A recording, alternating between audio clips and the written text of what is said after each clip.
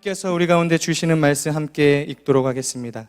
마태복음 19장 16절에서 22절까지의 말씀입니다. 마태복음 19장 16절에서 22절까지의 말씀, 저와 여러분들이 한 절씩 교독하도록 하겠습니다. 한 사람이 예수께 와서 물었습니다. 선생님, 제가 영생을 얻으려면 어떤 선한 일을 해야 합니까?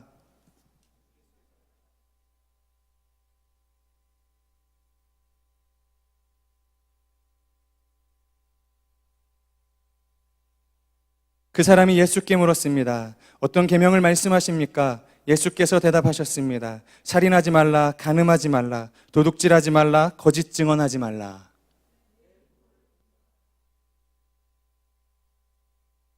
그 청년이 말했습니다. 이 모든 것을 제가 지켰습니다. 제가 아직 무엇이 부족합니까?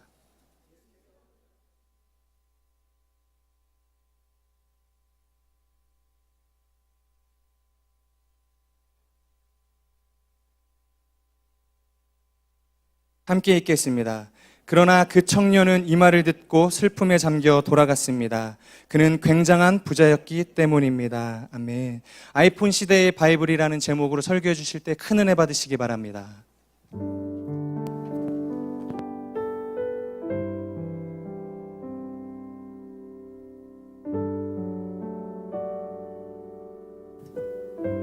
예배 가운데 오신 여러분, 주님의 이름으로 환영하고 축복합니다. 옆 사람에게 인사해 주시겠어요? 하나님은 당신을 사랑하십니다. 네, 오늘 아이폰 시대의 바이블이라는 제목 때문에 제 복장이 이런 것인데요. 네, 저뿐만 아니라 수많은 사람들이 예배를 위해서 작은 부분까지 신경을 많이 쓰고 있습니다. 그 리더십들이 저번 주에 올라와서 여러분과 함께 이 공동체를 섬기기 위해서 인사를 했는데요. 저는 이렇게 보이기 때문에 이렇게 수고하고 있구나 이렇게 보일 수 있고, 또 찬양팀도 보일 수 있지만, 특별히 예배 스텝으로 섬기고 보이지 않는 자리에서 수고하는 많은 분들이 있습니다. 누구인지 표현하고 누구인지 다 알면 천국에 상급이 없으니까 보이지 않는 예배를 섬기는 분들을 위해서 사랑의 박수를 한번 보내주시겠습니까? 저는 예배가 앞에 서 있는 몇몇 사람이 만들어가는 것이 아니라 하나님께서 우리에게 주시는 것이 첫 번째, 그리고 두 번째는 우리 모두가 마음을 가지고 또 열망을 가지고 만들어가는 것이라고 생각이 됩니다. 함께 세워나가는 예배를 꿈꾸게 되는데요. 옆 사람에게 이렇게 인사해 주시겠어요? 우리 한번 잘해봅시다. 인사해 보면 좋겠습니다. 혁신과 영성이라는 주제로 11월 동안 우리가 함께 은혜 나누게 될 텐데요. 영상을 통해서 예배드리는 분들, 저녁 6시 반에 일요일 날 동숭아트센터 2층 해화역 1번 출구에서 가까운 동숭아트센터 2층으로 오시면 저희와 함께 예배드릴 수 있습니다. 함께 오셔서 은혜 받으시면 좋겠습니다. 옆 사람을 축복했으니까 이제 그 스스로를 축복했으면 좋겠습니다. 가슴에 손을 얹고 저를 따라서 축복하겠습니다. 네. 하나님은 나를 사랑하십니다. 나는 그 사랑 안에 있습니다. 이 시간 말씀 앞에 내 마음을 엽니다. 나는 절대로 이전과 같지 않을 것입니다. 아멘. 오늘은 혁신과 영성 두 번째 시간으로 아이폰 시대의 바이블이라는 제목으로 은혜를 나누고자 합니다. 제가 좀 조사해 봤는데요. 2016년 서울을 배경으로 살아가는 20대에서 30대 청년들에 대한 통계를 뒤져봤습니다. 보험사가 낸 통계, OECD에서 낸 통계, 그리고 통계청에서 낸 통계들을 한번 찾아보았는데요. 어떻게 생각이 되시는지 한번 들어보셨으면 좋겠습니다. 20대에서 30대 청년들의 일상을 살펴보면 잠을 하루에 6시간 20분 정도 잔다고 합니다. 그리고 학교와 직장에서는 평균 7시간 20분을 보낸다고 합니다. 직장인이 점심 먹는 데 쓰는 점심시간 얼마나 될 것 같으세요? 15분이 평균이라고 합니다. 아침, 점심, 저녁 식사 전부 합쳐도 한국 사람들은 2시간 만에 식사를 끝내는데요. OECD에서 식사 시간이 가장 짧은 민족이기 때문에 위에 질병이 많은 사람들이라고 합니다.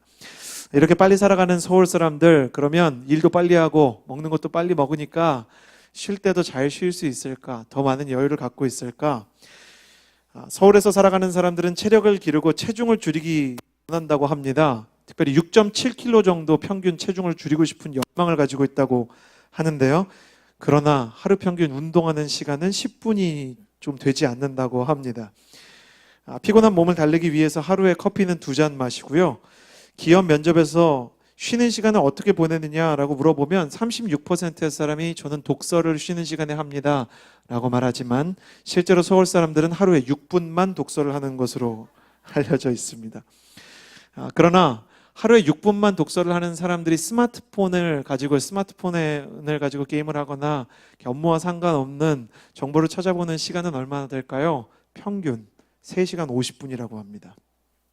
한국 청년들의 카카오톡 친구가 평균 얼마인지 카카오톡 기업에 있는 친구에게 직접 알아보았습니다. 평균 서울 지역을 할 수는 없고요. 20, 30대 청년들이 가지고 있는 한국의 카카오톡 친구는 평균 340명이라고 합니다.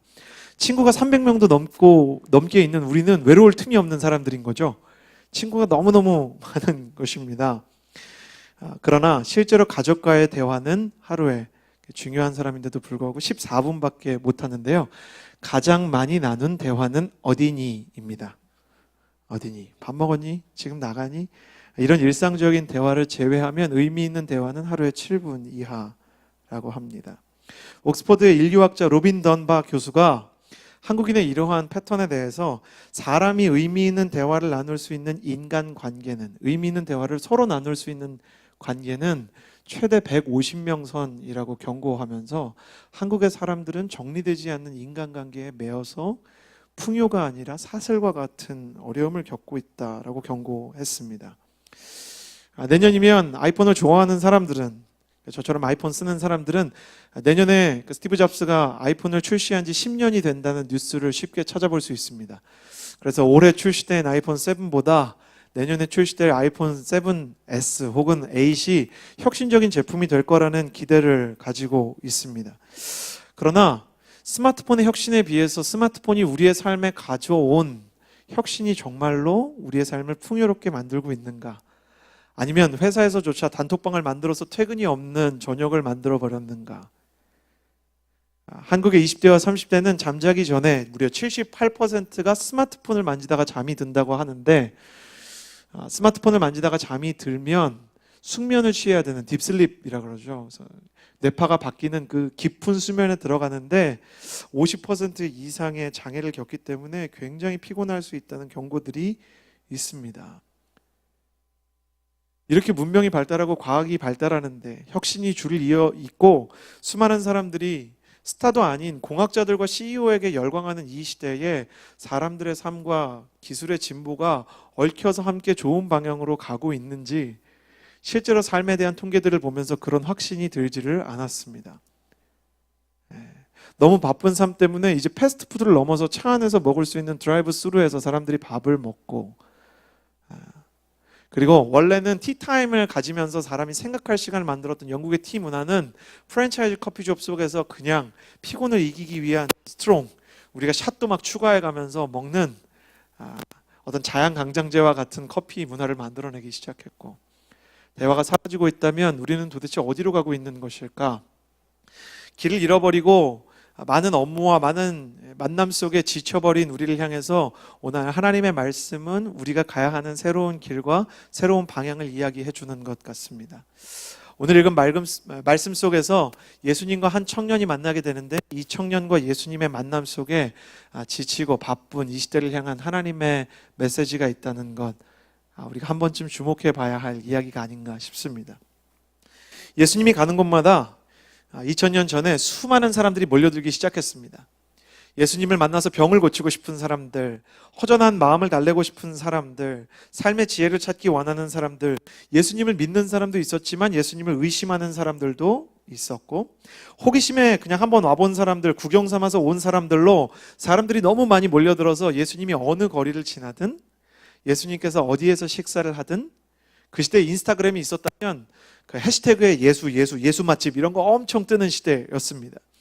그런데 사람들이 예수님 근처로 조금이라도 가까이 가려고 인산인해를 이루고 있던 어느 날 갑자기 사람들이 강변북로에 앰뷸런스가 사이렌을 켠 것처럼 길을 내기 시작하는 것입니다. 익숙하지 않은 풍경이었기 때문에 다른 사람들도 왜 길이 나는 것일까? 제자들조차 도대체 누가 오길래 길이 나고 있는 것일까? 예수님으로부터 어떤 지점까지 쭉 나고 있는 하나의 길을 보면서 지금 우리에게 일어나고 있는 사건이 무엇인가?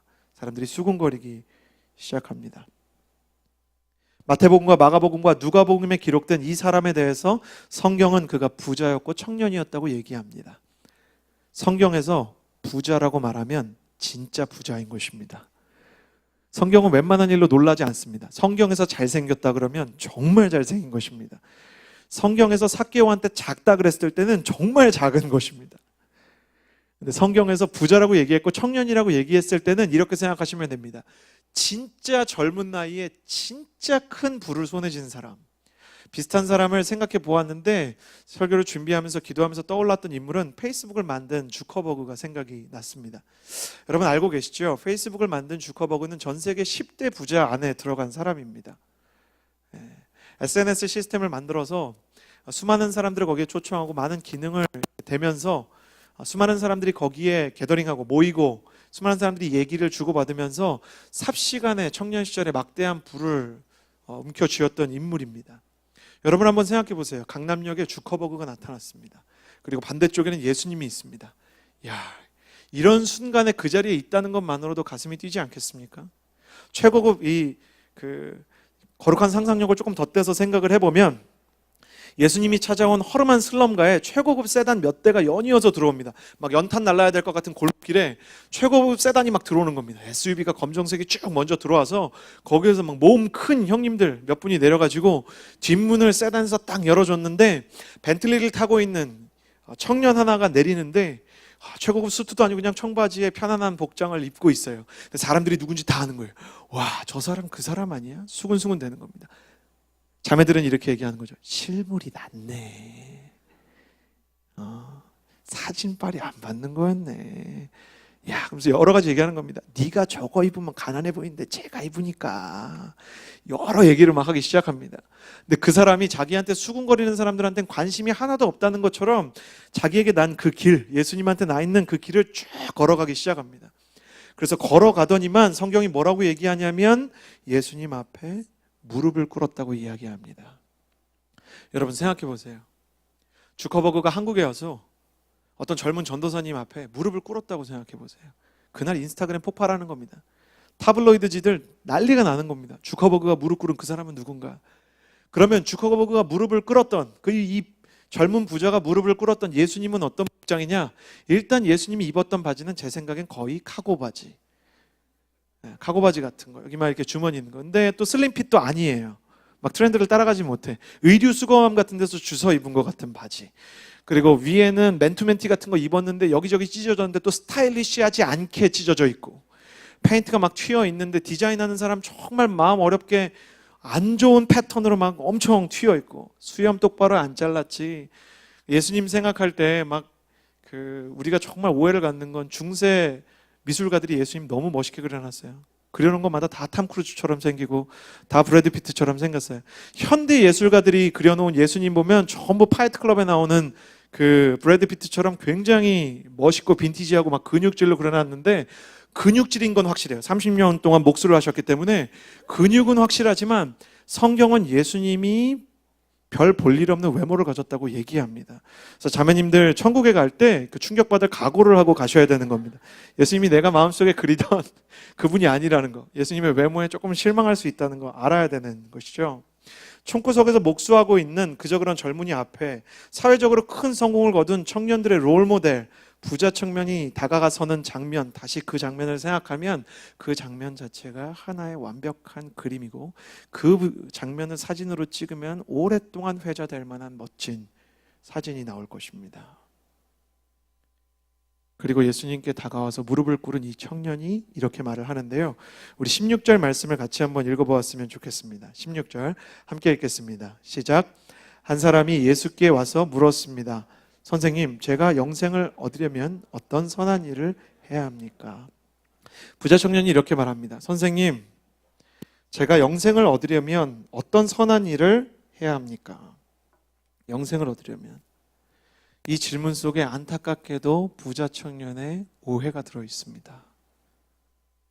그리고 이 오해가 부자 청년만의 오해가 아니라 이 시대를 살아가는 우리 모두의 오해이기도 합니다. 2000년이 지났지만 여전히 바쁘게 살아가는 사람들, 여전히 일에 쫓기고 분주함에 추격당하는 청년들에게 널리 퍼져 있는 오해. 그것이 무엇이었냐면 나의 선택이 나의 인생의 방향을 결정한다는 오해입니다.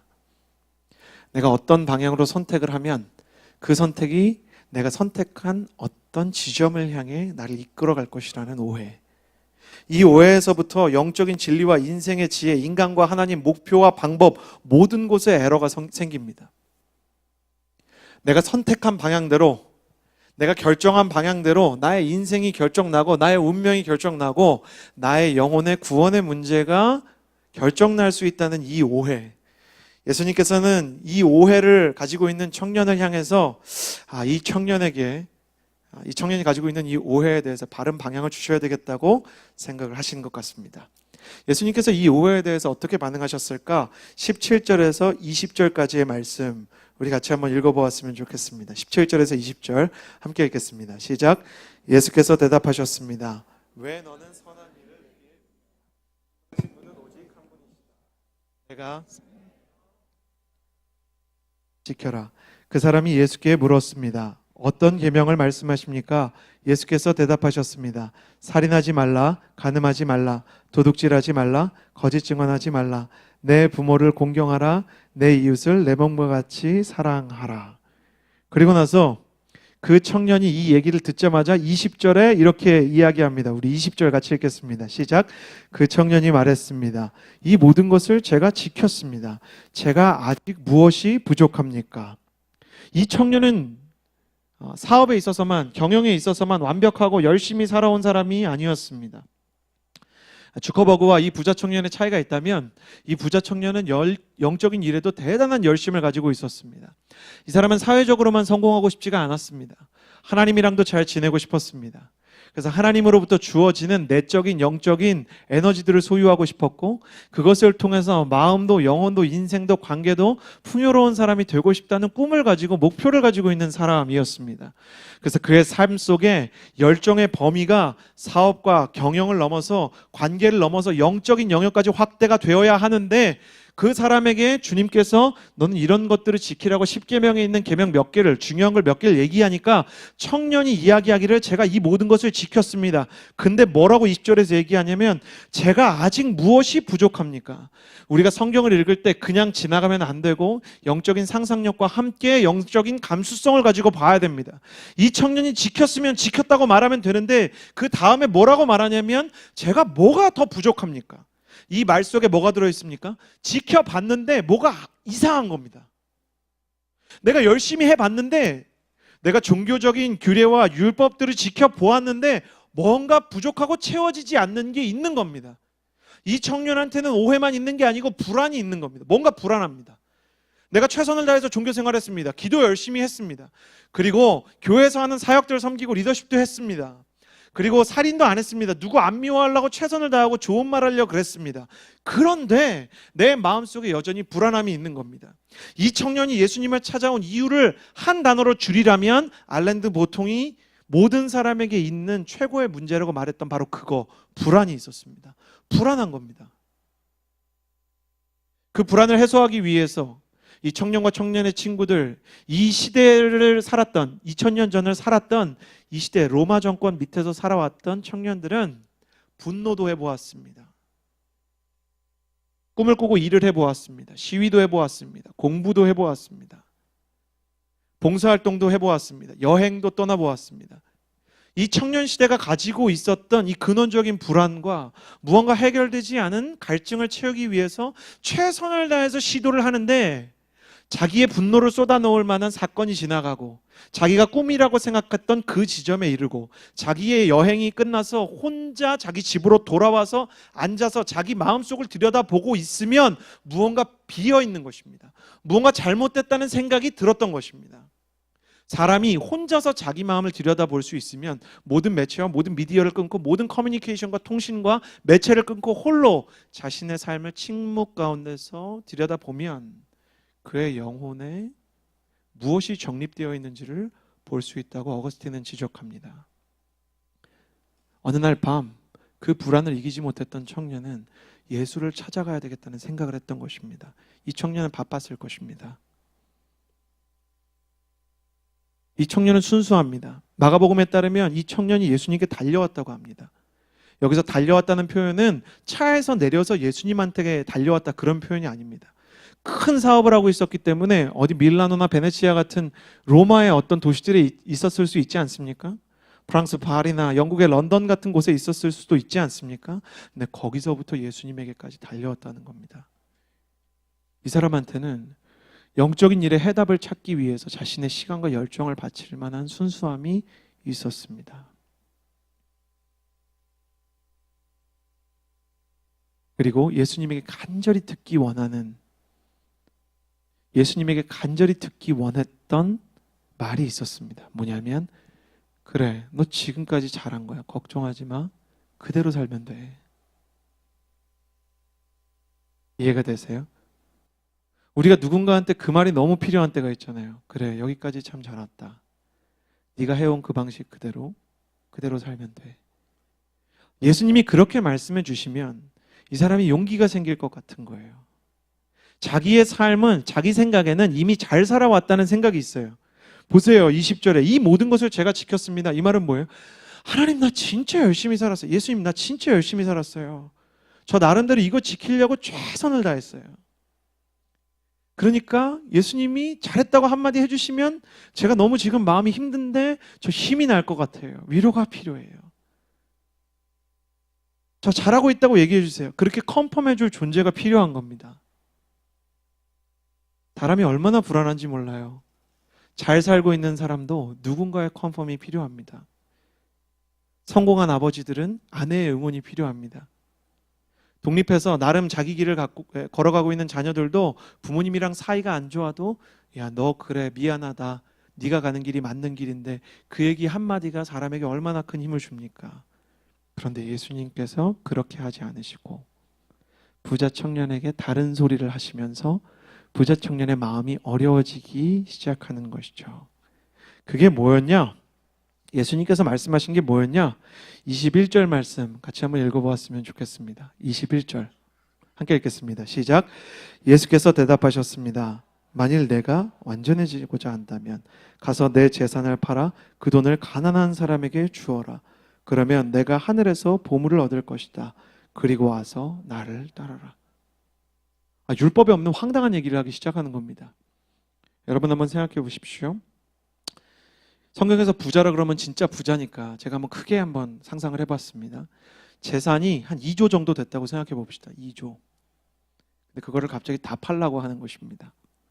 성경을 약간 삐딱한 시선으로 보는 사람들은 많은 재산을 무조건 가지면 안 되고 무조건 큰 돈을 버는 것은 다 안 되고 다 팔아야 된다고 이야기합니다. 그러나 생각해 보십시오. 예수님을 찾아온 부자는 이 사람이 유일한 부자가 아니었습니다. 예수님이 니고데모나 혹은 삭개오에게 재산 다 팔라는 이야기 하신 적이 없습니다. 근데 왜 이 사람한테만 다 팔라고 하는 거냐? 저는 그래서 더 억울했을 것 같습니다. 삭개오한테는 팔라고 안 하시더니 왜 저한테는 그러세요? 전 이 얘기 들을 때 불편함이 있습니다. 목사인데도 불구하고 돈 다 다른 사람 주라 그러면 다 빼서 너도 다 팔아가지고 주라 그러면 불편한 마음이 있습니다. 그런데 그렇게 단순한 이야기가 아닙니다. 이 부자 청년을 향해서 예수님이 가지고 있었던 메시지에는 숨겨진 진실이 하나 있습니다. 마가복음 10장 21절에는 이렇게 기록되어 있는데 제가 여러분을 위해서 읽어드리겠습니다. 예수께서 그를 쳐다보시고 사랑스럽게 여기시며 말씀하셨다. 예수님이 이 부자 청년을 봅니다. 이야기하시기 전에. 마태복음엔 기록되어 있지 않지만 마가복음 10장 21절에는 예수께서 그를 사랑스럽게 쳐다보셨다. 예수께서 그에게 사랑을 알려주시길 원했습니다. 사랑을.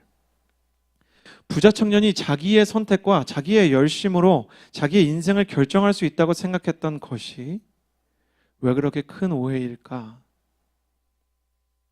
그것은 그가 사랑을 배제하고 하나님을 생각하고 있기 때문입니다. 이스라엘 백성들에게 하나님께서 안식일을 주셨습니다. 왜 안식일을 주셨는가? 그들이 안식이라는 것을 통해서 꼭 배워야 되는 것이 있었기 때문입니다. 이스라엘 백성이 출애굽하기 전에 그들은 노예로 살고 있었습니다. 노예는 그 존재의 본질상 주인의 사업과 주인의 일상에 무언가 기여를 해야만 사랑받을 수 있는 존재입니다. 그래서 그들의 본능 깊숙한 곳에 노예 생활을 끝나고 하나님의 백성이 되었을 때도 하나님에게 무언가 기여를 해야만 그의 사랑과 인정을 받을 수 있다는 강박이 들어 있습니다. 그리고 그 사상이 수천 년을 지나서 이 부자 청년의 마음속에도 있습니다. 부자 청년이 어떤 아버지 밑에서 자랐는지 성경은 이야기하지 않습니다. 부자 청년이 어떤 어머니 밑에서 어떤 부모 밑에서 살았는지 성경이 이야기하지 않습니다. 그러나 확실한 것 하나는 부자 청년은 하나님에게도 무언가 기여해야만 사랑받을 수 있다는 생각을 갖고 있었습니다. 하나님에게도 무언가 내가 해내야만 인정받을 수 있다는 생각을 가지고 있는 것입니다. 성경은 어린아이와 같은 믿음을 가지고 있어야 천국에 갈 수 있다고 이야기합니다. 누구라고 이야기하기 어렵지만 대학 청년부 교역자 중에 굉장히 사나운 사람이 있습니다. 저는 그 사람이 온유해지기 위해서 열심히 기도하고 있습니다. 그 사람에게는 아들이 하나 있습니다. 아들이 하나 있는데 아들이 아빠가 누워서 자는 침대를 탐하기 시작한 것입니다. 아빠, 내가 그 자리에서 잘래. 아빠에게 선언하기 시작했습니다. 성질이 있는 이 목사님께서는 아들의 말이기 때문에 그래도 협상 테이블에 앉아서 아들의 이야기에 귀를 기울이기 시작합니다. 아들, 그럼 아빠는 어디서 자라고? 아들은 당당하게 자기가 누워 자던 150cm짜리 침대를 가르치면서 아빠는 앞으로 여기에서 자. 근데 놀라운 건 실제로 그 일이 일어났다는 것입니다. 교역자들이 이 이야기를 듣고 그는 그냥 아들이 그랬기 때문에 내가 들어주었다라고 평범한 이야기를 한 것이지만 그의 평소의 성격과 그의 평소의 캐릭터를 알고 있었던 모든 교역자는 티내지 않은 채 모두 놀래는 놀라운 역사가 있었습니다. 저 사람이 그랬다고? 저에게도 그런 일이 있습니다. 아들이 음식을 씹다가 손에다가 뱉습니다. 그리고 이거 맛이 이상한데? 그러고 저에게 손을 내밉니다. 아빠가 먹어봐. 저는 남이 씹던 해물을 제 입에 넣어본 경험이 없었지만 아들이 맛이 이상하다니까 먹는 겁니다. 그게 어린아이의 믿음입니다. 아빠에게는 아빠가 나를 사랑하기 때문에 나의 어떠한 공로와 상관없이 아빠에게 무언가를 요구할 수 있다는 믿음이 어린아이 때는 다 있습니다. 근데 그 믿음이 살아가면서 부족한 부모의 그릇된 요구 때문에 혹은 그 아이가 경험하고 자라는 세상의 평가 때문에 사라지기 시작합니다. 그리고 사라지고 왜곡된 그 마음이 하나님에게 투영되기 시작합니다. 하나님에게 인정받기 위해서 기타를 치고 하나님에게 인정받기 위해서 기도를 하고 하나님께 인정받기 위해서 의자를 깔고 하나님께 인정받기 위해서 아울리치를 떠납니다. 그래서 하나 실수하면 하나님께서 나를 미워할 거라고 생각합니다. 순장하다가 순원들이 조금 하나 둘씩 사라지기 시작하면 나는 하나님께 쓰임받을 수 없는 사람이라고 생각합니다. 기도하다가 기도하는 기도의 그 어떤 열정이 사그러들기 시작하면 하나님의 나를 향한 사랑에도 그 정도의 차이가 생길 거라고 생각합니다. 그러나 생각해 보십시오. 전화를 적게 한다고 해서 결혼을 한 뒤에 독립을 해서 전화를 적게 한다 그래서 그 자녀를 부모가 덜 사랑하겠습니까? 예수님은 사랑을 가르쳐 주고 싶었습니다. 그리고 그렇기 때문에 이 청년에게 돈 이야기를 꺼내기 시작한 것입니다. 예수님께서 21절에서 네가 완전해지고자 한다면 네 재산을 팔아서 그 돈을 가난한 사람에게 주라는 말은 단순한 사회 참여를 이야기하는 것이 아니라 하나님과 사람 사이에 있어야 하는 관계의 방향을 이야기하는 스마트폰이 줄 수 없는 나침반 혹은 내비게이션 같은 방향성의 말씀입니다. 이 말씀 안에 우리를 향한 하나님의 말씀 몇 가지가 들어있는데 세 가지를 나누기를 원합니다. 첫 번째는 예수님께서 이 말씀 속에 담아두신 메시지에 이러한 뜻이 있습니다. 저를 따라해 보시겠어요? 나의 계획에도 한계가 있다. 기억하시기 바랍니다. 나의 계획에 한계가 있습니다. 부자 청년은 아까 이야기한 것처럼 내가 열심히 하면 인정받고 내가 최선을 다하면 내 인생이 밝아지고 내가 어떤 좋은 선택을 하면 내 인생이 내가 원하는 지점에 이를 거라고 생각합니다. 이 계획의 환상은 시대를 초월해서 우리에게도 있습니다. 오늘도 우리는 계획을 세웁니다. 한국 사람들 계획 세우는 거 엄청 좋아하고 방학이 다가오면 전 세계에서 우리나라 사람들이 제일 먼저 하는 일은 동그라미 시간표에 어떻게 살 것인지 막 시간표 그리는 겁니다. 그 전 세계에서 우리나라만 되게 중요하게 생각하는 거 혹시 아십니까? 많이 보면 우리나라, 일본, 중국 외에는 그 정도 시간표 이제 막 강요하지 않습니다. 아직도 우리는 탐구 생활할 때 그거 그립니다. 그래서 뭐 말도 안 되는 계획 세웁니다. 잠을 뭐 8시간 자고 방학인데 여러분 초등학생이 방학에 수학 공부 2시간 누가 수학 공부 2시간을 합니까? 방학에. 근데 그런 걸 그려둡니다. 저만 이상한 건가요? 다 수학 공부 하셨군요. 그런 계획을 세웁니다. 여러분 하나 묻고 싶습니다. 여러분 5년 전에 혹시 계획 안 세웠습니까? 여러분 작년에 혹은 계획 안 세웠습니까? 여러분 지금 그 5년 전에 계획대로 되어 계신 거죠? 지금 2년 전에 세웠던 그 계획대로 되신 거죠? 그랬으면 우리는 전부 다 44 사이즈를 입고 있을 것입니다. 그랬으면 형제 여러분 우리가 다 근육질이 되지 않았겠습니까? 그러나 우리 계획대로 인생이 흘러가지 않는다는 것을 우리는 우리의 몸에 새기고 살아가고 있습니다. 뿐만 아니라 공부에 있어서나 영적인 기로에 있어서나 저는 아직도 지금 11월이 되었음에도 불구하고 아직 1독을 못했지만 여전히 자기가 3독을 할 수 있다는 환상 속에 사로잡혀 있는 리더십도 보았습니다. 성경 3독. 성경만 읽어야 됩니다. 엘리야처럼 동굴에 들어가야 됩니다. 그럼에도 불구하고 계속 계획을 세우고 그 계획이 우리를 어떤 새로운 인생의 경지 가운데 데려갈 수 있다는 착각을 하고 있습니다. 왜 이 계획에 문제가 있는 것일까? 사람이 세운 계획대로 왜 되지 않는 것일까? 잠언 16장 9절 사람이 마음으로 자기의 계획을 세울지라도 그 걸음을 인도하시는 이는 여호와시다. 실제 걸음을 인도하시는 여호와 하나님을 잊고 살아가기 때문입니다.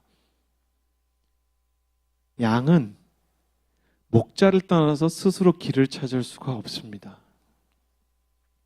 그런데 하나님께서 나를 어떻게 인도하실지에 대한 관심이 없이 내 계획이 이루어져야 한다는 생각 속에서 내 마음대로 계획을 짜고 그리고 그 안에서 내 인생이 풍요로워질 것이라는 착각을 하다가 내 계획이 내 마음대로 안 되면 우린 이렇게 고백합니다. 하나님 살아는 계시나이까? 나의 기도를 듣고 계십니까? 사실 들을 만큼 기도를 열심히 하지도 않았음에도 불구하고 하나님이 계시다면 내 인생은 왜 이 모양일까? 마음대로 계획을 세우고 마음대로 기대하고 하나님은 잊고 하나님의 뜻을 구하지 않고 내 인생을 내가 이끌 수 있다는 환상 때문에 내 자신을 내가 망가뜨립니다. 가장 불쌍한 사람들은 하나님을 모르고 계획을 세우며 살아가는 사람들이 아닙니다. 가장 불쌍한 사람들은 교회 안에 있지만 교회 밖에 사는 것처럼 사는 사람들입니다. 나를 주인공으로 여전히 생각하면서 내 뜻, 내 고집, 내 스타일을 고집하면서 하나님의 자리를 지워가는데도 예배의 자리는 꼬박꼬박 지키는 사람들이 가장 불쌍한 사람들이라는 것입니다.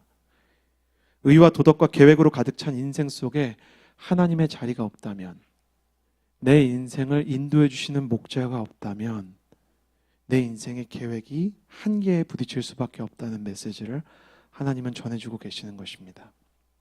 청년은 계명을 지켰지만 하나님의 마음을 모릅니다. 청년은 율법을 지켰지만 하나님의 사랑을 잘 모릅니다. 그를 향해 예수님은 안타까운 심정으로 이야기하고 계신 것입니다. 두 번째, 예수님께서 청년에게 말씀하셨던 것은 무엇인가? 저를 따라해 주시겠어요? 잠시 멈춰설 용기가 필요하다. 한국에서 살아가는 사람들은 진짜 유행과 트렌드에 민감한 것 같아요. 진짜 민감한 것 같아요. 요즘에 이게 대세면 그거를 꼭 따라가야 됩니다. 저도 예외 아닌 것 같아요. 예. 영어가 대세라 그러면 영어 다 배우러 갑니다. 근데 중국어가 대세라 그러면 중국어를 다 배우러 갑니다. 문제는 영어랑 중국어 둘 중에 하나도 제대로 못 배우는 경우가 허다하다는 겁니다. 그리고 어떤 브랜드가 좋다 그러면 그 브랜드 앞에 가서 줄 쭉 씁니다. 무언가 먹을 때도 스마트폰을 통해서 맛집이라고 선정해 놓은 집에 가지 않으면 내가 알아보고 식사했어야 되는데 그런 아쉬움을 갖고 있습니다. 어디에든 사람들이 이끄는 방향대로 가야 된다는 강박관념이 강하기 때문에 대열에서 이탈하는 것을 너무너무 어려워합니다. 한국 사람들은 아이폰에도 한국 사람들은 그 안드로이드 핸드폰에도 평균 58개의 어플리케이션을 깔아두는데 실제로 한 달 동안 사용하는 어플리케이션은 7개 정도밖에 되지 않는다고 합니다. 나머지 50개는 그냥 깔아둔 데 의의를 두는 것입니다. 나한테 이런 어플리케이션이 있어. 거의 사용하지 않는 것이죠. 그래서 수도 없이 많은 사람들을 쫓아다니다가 자기의 길을 잃어버립니다. 그 중에 어떤 이익이 하나, 두 개 정도 남으면 그 이익을 자신의 인생의 기반으로 삼습니다. 이 남자의 경우 세상이 이 남자에게 투영해 준 가치관, 이 사람의 자존감과 이 사람의 존재의 의미를 투영해 둔 대상은 돈이었습니다. 돈이 없으면 이 사람은 그냥 청년일 수는 있지만 부자 청년이 될 수가 없는 겁니다. 이 사람은 부자 청년이고 싶지 그냥 청년이고 싶지가 않습니다. 왜냐하면 세상이 이 사람에게 기대하는 삶이 부자 청년이기 때문입니다. 그는 청년은 안 돼도 부자는 되고 싶습니다. 그리고 돈을 절대로 놓을 수가 없는 것입니다. 돈이 없으면 불안합니다. 하나님을 찾아왔지만 하나님 반, 그 사람이 의지하는 것은 돈 반, 그리고 자신의 정체성의 가장 큰 부분을 돈이라고 생각합니다. 하나님께서 그를 너무나 사랑하셔서 뭐라고 굉장히 급진적으로 도전하고 있는 거냐면 너 돈 없어도 괜찮은 사람이야 이렇게 얘기하고 있는 겁니다. 너는 돈 없으면 큰일 날 것 같지? 너 돈 없어도 괜찮은 사람이야. 이름만 대면 알만한 한때 유명했던 여배우가 상담을 신청해서 제가 그곳에 가게 된 적이 있습니다. 예수님을 믿은 지 얼마 되지 않으신 여배우이신데 이 여배우께서 자신의 인생의 최대 어려움이 아름다움이 사라져가는 것. 자기가 너무너무 예쁜 배우였는데 그분의 표현을 그대로 옮기자면 아래 것들이 너무 빨리 치고 올라와서 마음 가운데 여유가 점점 사라진다고. 여성으로서 가지고 있었던 아름다움이 사라지고 남들 얘기라고 생각했던 갱년기가 나의 시즌이 되고 마치 가을 나무처럼 시들시들해지고 거울을 봤을 때 내가 기대하지 않은 할머니의 주름들이 생겨가는 것이 너무너무 어려운 것입니다. 그런 이야기를 할 때 아내에게 배운 것 중에 하나는 여자가 외모에 대해서 이야기할 때는 그냥 남자는 아무 얘기하지 않는 것이 좋다는 것을 배웠습니다.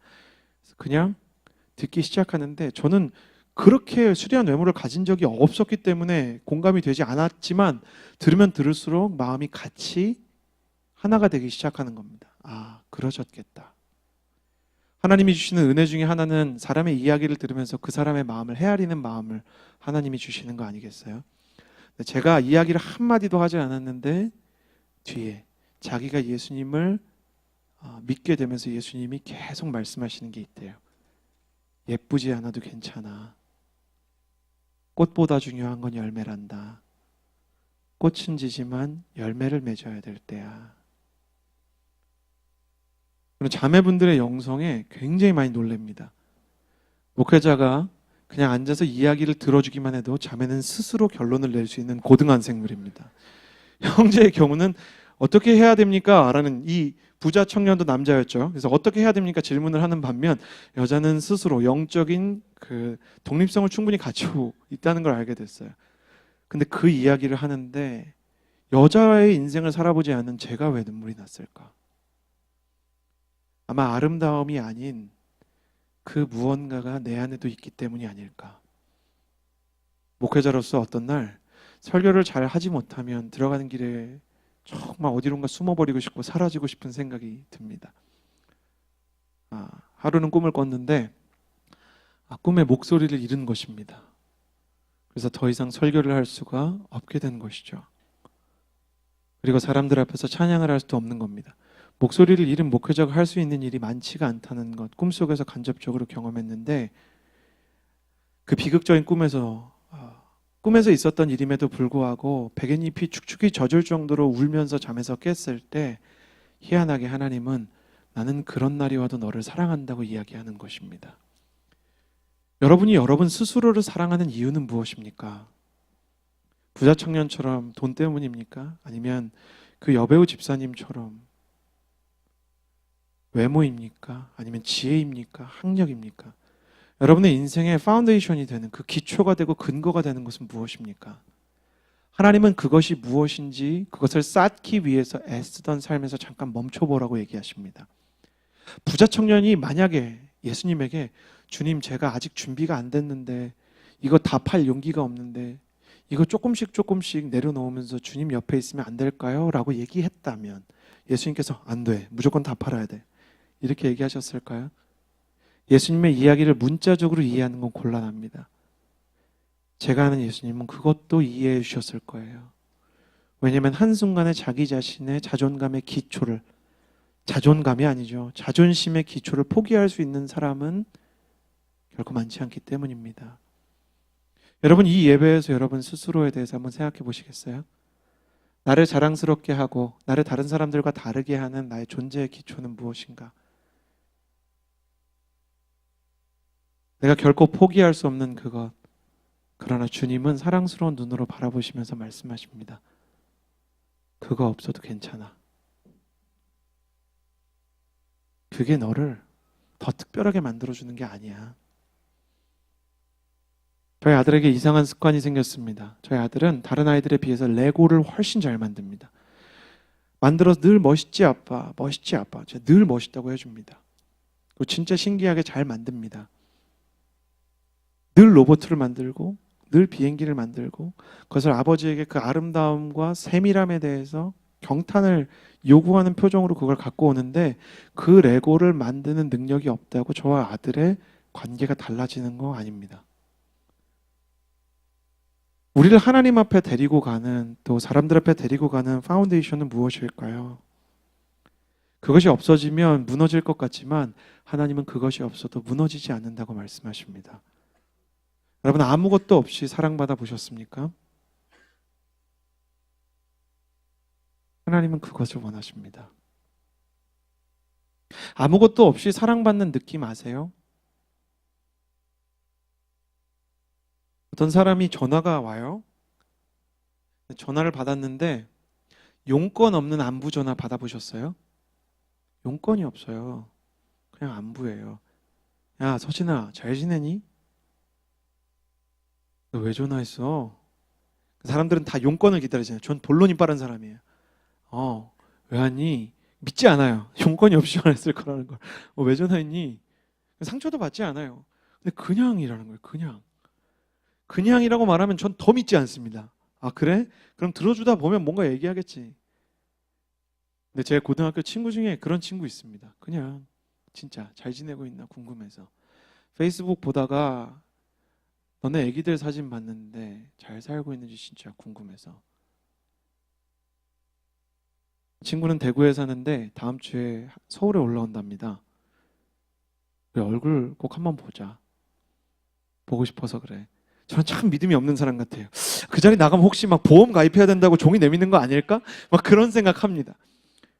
근데 아무리 보아도 그 친구는 그런 일을 하는 친구도 아니고 그런 부탁을 할 친구도 아닙니다. 우리가 그 정도로 믿음이 없어요. 예수님은 그냥 우리가 궁금하고 그냥 우리를 사랑합니다. 그 사랑이 사람에게 주는, 그 사람이 사람의 마음속에 주는 힘이 어떤 것일까요?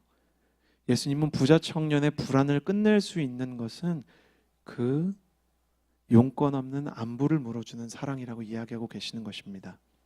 만약 여러분이 크리스천으로서 누구를 사랑하고 싶어 한다면 조건 없이 안부를 물어주세요. 용건 없이 그의 이름을 불러주세요. 그게 어쩌면 예수님의 마음에 가장 가까운 것일지도 모르겠습니다. 세 번째, 예수님께서 이 부자 청년에게 말씀하시는 마지막 메시지는, 저를 따라 주시겠어요? 사람을 잃어버리지 말자. 예수님께서 돈을 다 팔아서 가난한 사람들에게 가라고 말합니다. 컴패션 코리아의 서정인 대표님이 가난한 사람이 누구인가, 그리고 가난이 무엇인가에 대해서 쓴 글들을 보면, 서정인 대표님의 고맙다라는 책을 읽어보면 많은 걸 느낄 수 있는데요. 가난이라는 것은 그냥 물질적으로만 가난한 것이 아닙니다. 어떤 사람은 마음이 가난합니다. 울고 싶은데 누군가 앞에서 울 수 있는 기회가 없는 사람이 있습니다. 나의 목소리를 기다리는데 내 목소리를 듣고 싶다고 말할 수 있는 용기가 없는 내 가족들이 있습니다. 그리고 너무너무 아프고 힘든데 용건 없는 안부를 물어볼 사람들이 없는 사람이 서울에 가득합니다. 그러한 사람들에게 스마트폰이란 의미가 없습니다. 메신저에 340명의 친구가 있어도 그 340명 중에 마음을 나눌 수 있는 사람은 별로 없는 것입니다. 죽고 싶고 모든 것을 포기하고 싶을 때 기대할 수 없는 사람들, 갈 데가 없는 사람들, 관계가 가난한 사람들입니다. 무언가를 이루고 싶었는데 그 꿈이 어떤 시험이나 취업의 면접 자리에서 떨어진 사람들, 자신의 기대가 시간이 지날수록 내 마음대로 내 인생이 내 계획대로 안 되겠구나, 꿈에 대해 가난한 사람들입니다. 돈이 없어서 힘든 사람도 있습니다. 돈 때문이든 마음 때문이든 아니면 꿈 때문이든 이 시대는 상실의 시대이고 가난한 사람들의 시대입니다. 그런데 나의 안전을 보장해주는 돈을 쫓아가면, 나를 빛나게 해주는 미모만 쫓아가면, 나의 인생의 성공을 보장해주는 일만 쫓아가다 보면 사람을 보지 못합니다. 여러분, 오토바이 혹시 타보셨습니까? 오토바이를 타보면 속도가 빨라질수록 양옆이 보이지 않아서 굉장히 위험합니다. 속도가 느릴 때는 양옆을 볼 수 있지만 속도가 빨라지면 양옆을 볼 수가 없는 것입니다. 내 인생의 다른 것을 향해서 달려갈 때 가장 많이 희생되는 것은 보이지 않는 자리에 있는 내 사람들입니다. 나이가 들수록 중요한 것은 관계를 만드는 것이 아니라 관계를 지켜나가는 것입니다. 주님은 이 사람에게 네 주변에 언제나 있었던 그 사람들 잘 지키고 있니? 말하고 있는 것입니다. 여러분, 이 설교 들으시면서 지금 생각나는 사람 있습니까? 꼭 아버지, 어머니 아니더라도 내가 필요한 사람, 기억나는 사람 있으세요? 예수님께서 우리가 그 사람한테 가야 된다고 말씀하십니다. 에이, 설마 그 사람 아니겠지? 그 사람입니다. 그리고 우리는 오늘 예수님이 원하시는 작은 일 한번 해보았으면 좋겠습니다. 핸드폰 더 들어보시겠어요? Thank you, 스티브 잡스. 우리한테 언제든 격려할 수 있는 통로를 열어주었습니다. 부모님 아니어도 괜찮습니다. 조건 없이 안부 한번 물어보는 것입니다. 근데 이제 우리 기도해야 되니까 이렇게 짧게 보내지는 마시고 이렇게 잘 사니 지금 뭐하니 이렇게만 보내면 또 바로 다 봐야 되니까 축복과 감사의 메시지를 전하는 겁니다. 근데 헤어진 남자친구 여자친구한테 잘 살고 있니는 안 했으면 좋겠습니다. 네. 그런 사람 말고요. 5줄 이상 써보는 겁니다. 써보시겠어요? 저도 해볼게요. 저도 해볼게요. 우리 그 사람한테 무슨 말이 필요할지 같이 한번 써보겠습니다. 기도하는 마음으로.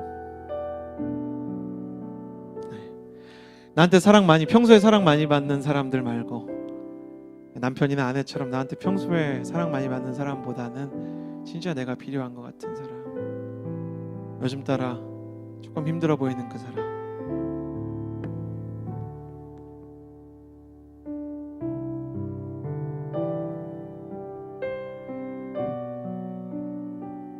기억하십시오. 우린 부자 청년은 아니지만 돈보다 소중한 시간을 가지고 있는 사람들입니다.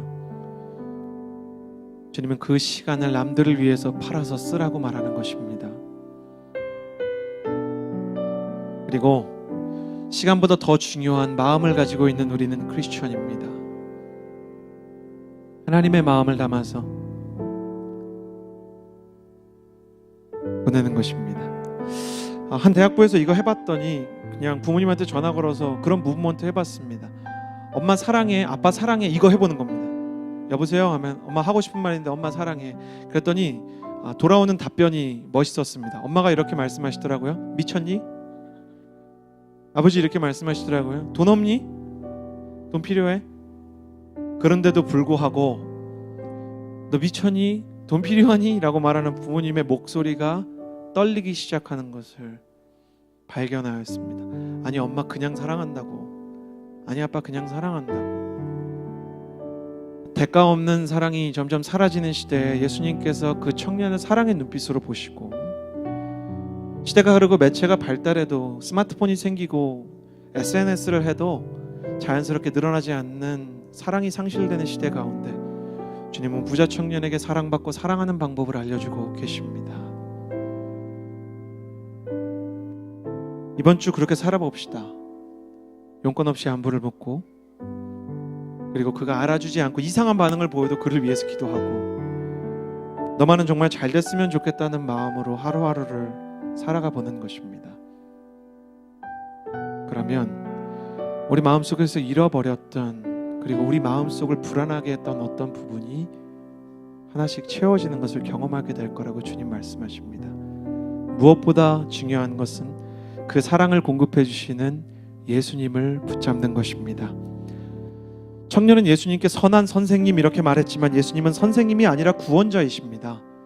우리의 망가진 마음을 고칠 수 있는 유일한 구원자, 우리의 파산난 사랑에 있어서 금치산자처럼 갈 길을 알지 못하는 우리에게 사랑을 공급해 주실 수 있는 유일한 분, 그분에게 진짜 사랑과 진짜 삶의 의미를 배우고 싶지 않습니까? 만약 여러분도 저처럼 사랑할 기회가 용기가 좀 부족하다면, 그리고 뭔가 비어있는 마음속에서 열심히 달려가고 열심히 살고 있지만 부자 청년처럼 불안하다면 같이 한번 기도했으면 좋겠습니다. 가슴에 손을 얹고 이렇게 기도합시다. 첫 번째로 이렇게 기도합시다. 하나님, 내가 지금 문자 보낸 사람, 내가 평소에 잘 의식하지 못했는데 그 사람 위해서 기도합니다. 살아계신 하나님 아버지, 이 시간에 기도하며 나아갈 때 하나님, 우리가 그 사람을 위해서 기도하며 나아갈 때 그를 행복하게 해주시고 그를 채워주시고, 하나님, 가슴 아픈 그 사람에게 내가 작은 힘이라도 보탤 수 있게 나를 평화의 도구, 사랑의 도구로 써주시옵소서. 우리가 문자를 보낸 사람들을 위해서 기도하며 나아갑시다. 기도하겠습니다. 살아계신 하나님 아버지, 왜 이렇게 사랑이 어려운지, 하나님 아버지, 우리 가운데 하나님께서 부어주시기 원하시는 마음, 하나님께서 부어주시기 원하는 사랑으로 한 걸음씩 나아가게 하여 주시옵소서. 사랑을 하는 것도 두렵고 받는 것도 두려워서 일을 하는 것이 가장 쉽고 일로 피하는 것이 가장 자연스러운 우리의 시대 가운데, 이 분주한 시대 가운데 예수님의 마음을 알아차릴 수 있는, 예수님의 사랑의 눈빛을 받을 수 있는 예수님의 사랑,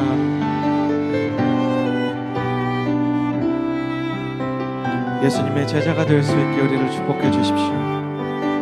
무엇을 해내야만, 무엇을 이루어야만 사랑받을 수 있다는 생각 때문에 너무나 힘겹게, 너무나 괴롭게 달려온 우리의 마음을 주께서 불쌍히 여겨주시고 우리 마음 가운데 참 자유와 평안을 주십시오. 특별히 우리가 문자를 보낸 사람들이 있습니다. 하나님, 이 사람이 행복하기를 소원합니다. 하나님 아버지, 내가 사랑하기 원하고 또 하나님께서 채워주시기 원하시는 그 사람, 내가 마음에 품고 기도하며 나아갑니다. 마음이 무너지고 꿈이 깨어진 그 사람, 하나님께서 품어주셔서 무너지지 않게 하시고 깨어지지 않게 하시고,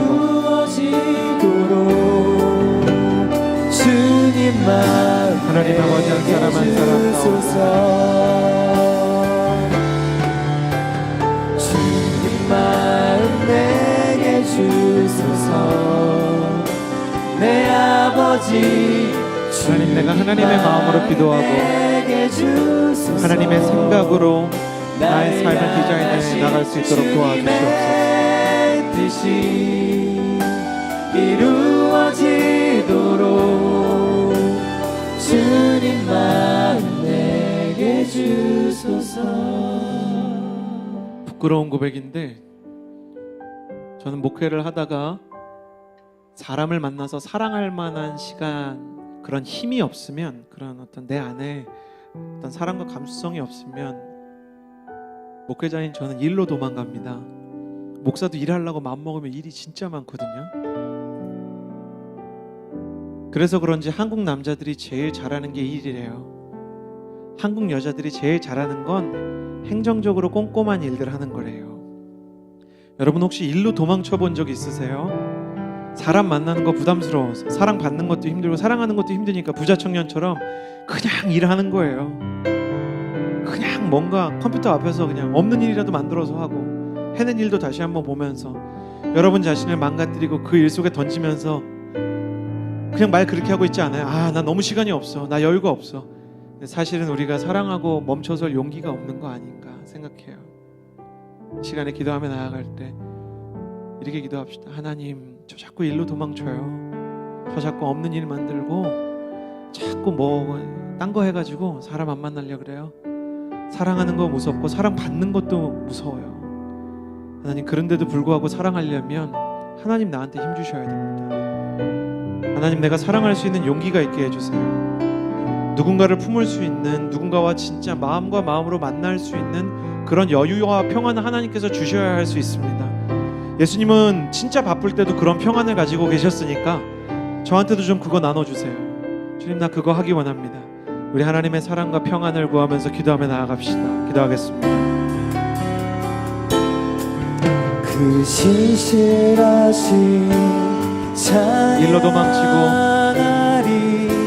사람을 피해서 사랑을 피해서 이리로 저리로 뛰어다니면서 내 인생 이만하면 됐다고, 일도 포기 못하고 돈도 포기 못하고 자존심도 포기하지 못하고 그냥 나를 옥죄어서 나를 힘들게 만들면서 실제로는 나를 괴로워하는 것이 딴 것이 아니라 나의 마음과 나의 계획이 아닌가?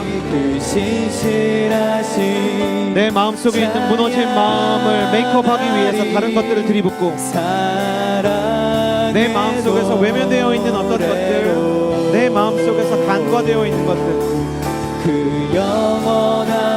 내 마음속에서 내가 포기하는 것들 모른 척하면서 그냥 다른 곳으로 피신해서 나 자신을 바쁘게 만들어야만 내 마음이 평안하고 나 자신의 플래너를 빽빽하게 만들고 많은 어플리케이션을 깔아야 내 마음속이 평안한 고장난 마음, 하나님, 그 마음들을 하나님께서 고쳐주십시오. 바쁜 상황 속에서도 평안을 가지고 계셨던 주님, 하나님, 사랑할 여유를 남겨주셨던 주님, 하나님, 그 안에, 그 사랑 안에 거하게 하여 주시옵소서. 하나님, 우리의 마음과 우리의 생각을 지켜주시옵소서.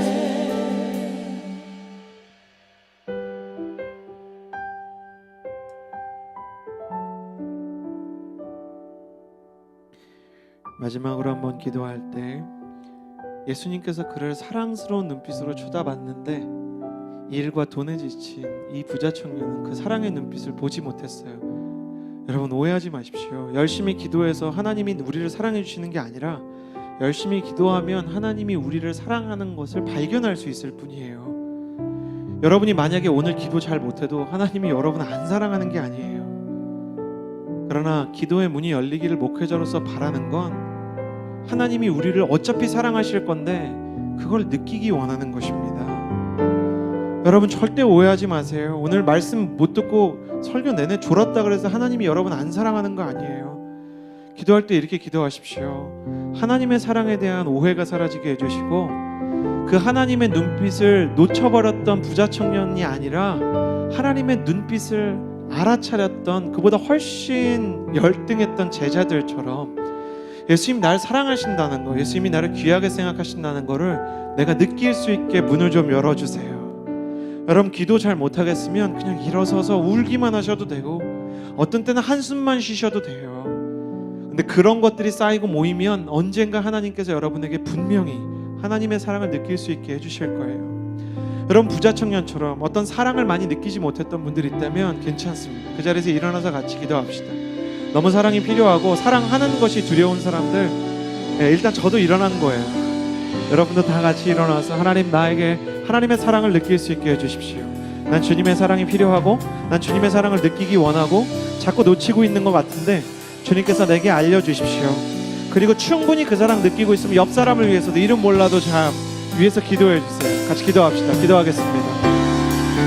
살아계신 하나님 아버지, 기도하면서 나아갑니다. 지금 여기 하나님, 예수님의 사랑을 내가 기도를 열심히 해서 그 사랑을 얻는 게 아니고 주님이 나를 사랑하시는데, 주님이 나를 귀하게 생각하시는데 그 귀한 것을 느끼지 못하는 사람들, 하나님, 마음이 메마르고 하나님, 감성이 무너진 시대 가운데